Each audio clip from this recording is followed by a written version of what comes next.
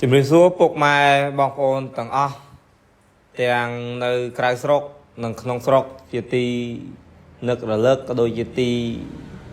ស្រឡាញ់រាប់អានហើយថ្ងៃនេះយើងវិលមកជួបគ្នាទៀតហើយគឺតាក់ទងនឹងព័ត៌មានអអគិភ័យឆាបឆេះនៅប្រទេសថៃដែរបងប្អូនហើយសុកទុកយ៉ាងណាដែរបងប្អូនណាគឺយើងដាច់ខែហើយណាយើងដាច់ខែហើយចិត្តចូលដល់អកអំបុកសំពះប្រខែហើយអញ្ចឹងសង្ឃឹមថាពុកម៉ែបងប្អូនទាំងនៅក្រៅស្រុកនិងក្នុងស្រុកសង្ឃឹមថានឹងមានសុខភាពល្អទាំងអស់គ្នានឹងទទួលទាន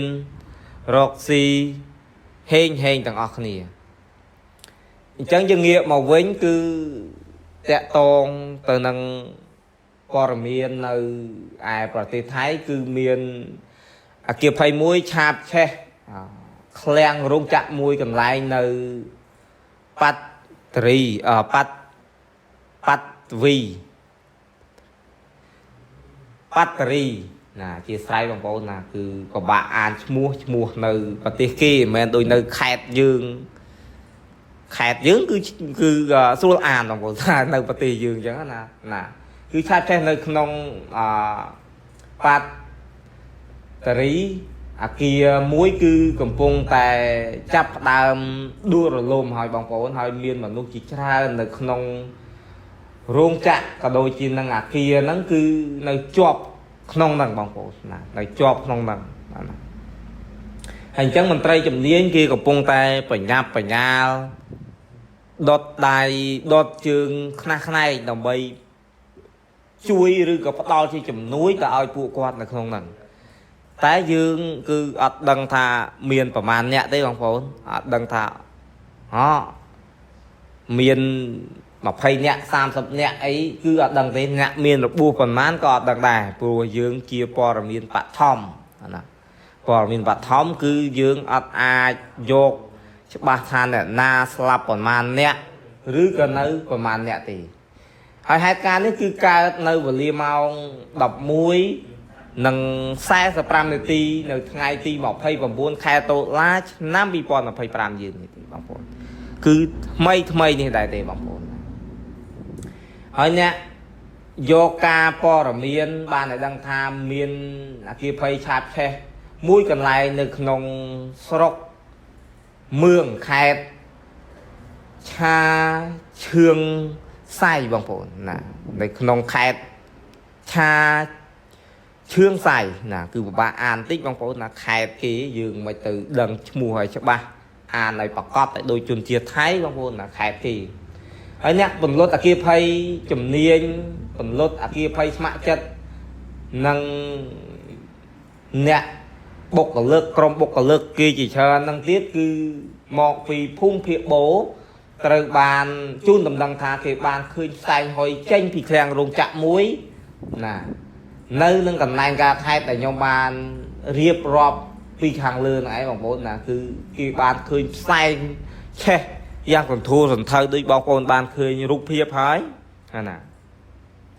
អញ្ចឹងយើងងាកមកវិញគឺតាក់ទងទៅនឹងអគ្គភ័យឆាបឆេះហ្នឹងគឺអាចយើងសន្និដ្ឋានណាបងប្អូនអាចថាមកពីគប់ពេខ្សែភ្លើងអាចថាមកពីភ្លើងធូបភ្លើងទៀនគឺយើងអត់ដឹងបងប្អូនណាលាក់អញ្ចឹងទៅព្រោះជាវាស្ថិតនៅក្នុងសេចក្តីសន្និដ្ឋានបងប្អូនណាគឺអត់យើងអត់ច្បាស់លាស់ទេណាអញ្ចឹង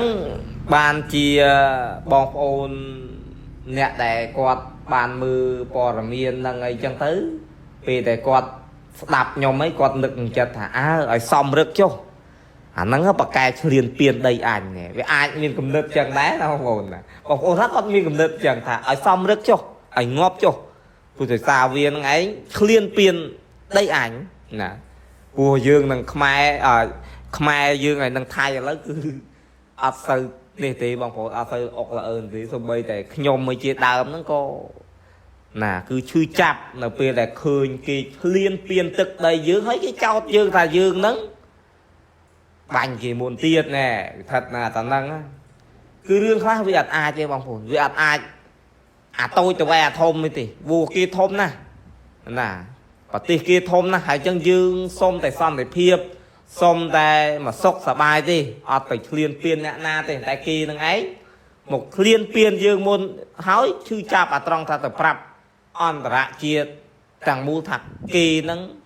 rong nơi cả liên piên làm phi và tây Campuchia bao nhiêu nè chơi dừng nghiệm mà quên nhập bên lại bom ôn khơi chẳng bom ôn thả ở biển ngọt thì cho năng ấy không liên piên tức đây anh tức đây nhom mình chẳng tử là miền nơi cầm nứt nắng đôi tật nia thế bom ôn bùi dương chôn chiết mai tại mũi cứ chiêm cho tại mũi từ miền ca chư chấp nè np tại kia năng anh liên piên một lứa tức đây bao nhiêu chẳng nghiệm mà quên nè còn lốt kia phay chầm niên nâng nè còn lốt kia phay để mau bị tư bầu được trong bàn riệp rọp mau bị hàng lừa nâng ấy cứ bàn phải nháp đây phải nháp chương này làm bay phần lốt là cầm ao vi chen ai riệp đà hay không tiên sao cái bàn phải chạy tham miên mà nu chỉ cho anh nè rong rồi bua rồi bật thay vì nu tiết cái bàn đi ca tham miên mà nu chỉ cho anh nè chóp được không ở kia nâng được trong bàn chầm riệp lựa là chầm riệp một vi hàng lừa chẳng là chẳng ban chia mình tây khang phần lót kia phay kia nó cứ kia phải nhà đốt tay đốt chương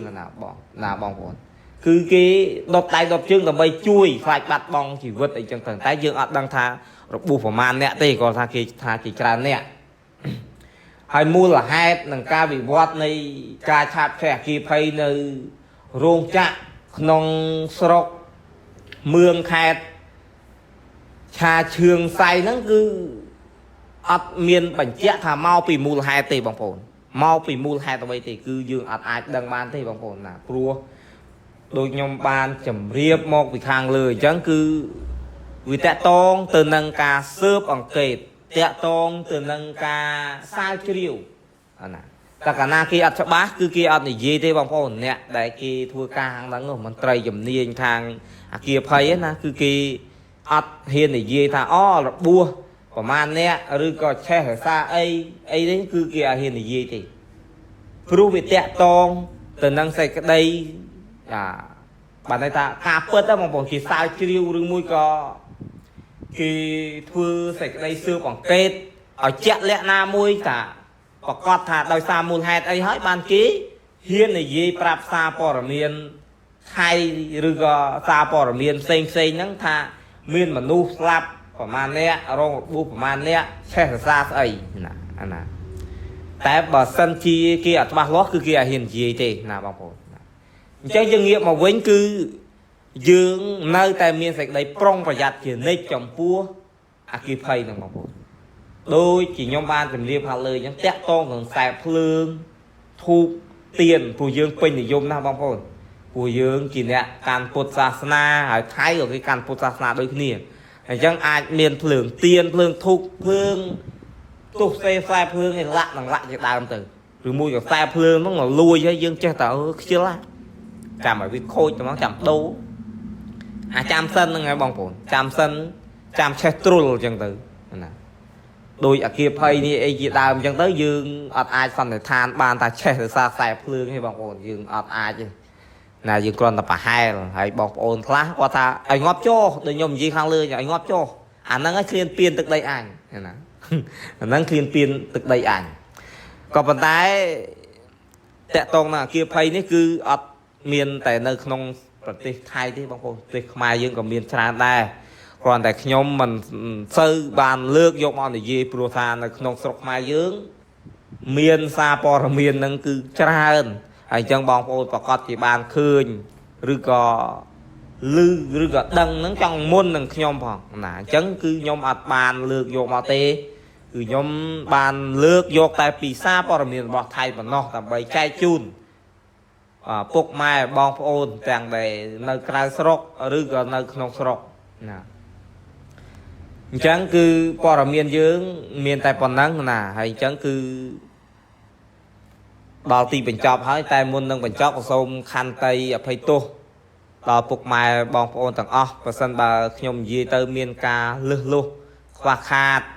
ត្រង់ចំណុចណាមួយដូចជាអានឈ្មោះខេត្តឈ្មោះស្រុកអីគឺមិនសូវច្បាស់ទេសូម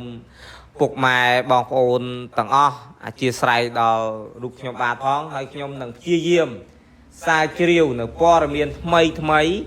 ចែកជូនពុកម៉ែបងប្អូនស្ដាប់ក៏ដូចជាមើលនៅក្នុង channel របស់ខ្ញុំនៅវីដេអូក្រោយៗបន្តទៀតបាទសូមអរគុណសូមជម្រាបលា